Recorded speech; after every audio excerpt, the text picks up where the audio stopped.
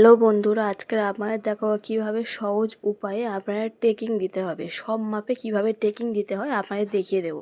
দেখুন, প্রথমে আমার দেখুন পিছনের পিঠ রয়েছে আমাদের, দেখুন 4.5 ইঞ্চি 4.5 ইঞ্চি পিঠ আছে। ওই পিঠ অনুযায়ী সবসময় টেকিং দিতে হয় আমাদের। 4.5 ইঞ্চি যেহেতু পিঠ আছে, তাই জন্য আমি দেখুন ব্লাউজটা এইভাবে আমি ভাঁজ করে নিচ্ছি। দেখুন একদিকে এইভাবে ভাঁজ করে নিয়েছি, নিয়ে সবসময় আমাদের 1/2 ইঞ্চি চওড়ায় টেকিং দিতে হবে। 1/2 ইঞ্চি মাপ নিয়ে নিয়েছি আমি। আর এইভাবে দেখুন আমি লম্বাটা নিচ্ছি আমি এখানে 3.5 ইঞ্চি, মানে যেহেতু 4.5 ইঞ্চি রয়েছে তার থেকে আমি 1 ইঞ্চি কম নিচ্ছি। নিয়ে এইভাবে দাগটা এইভাবে দেখুন কোনভাবে মিলিয়ে দিলাম। এবার আমাদের সেলাইটা করে নিতে হবে।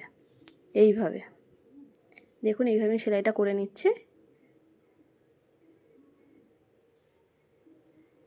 সেলাইটা ফের আমি ডবল করে নিচ্ছি।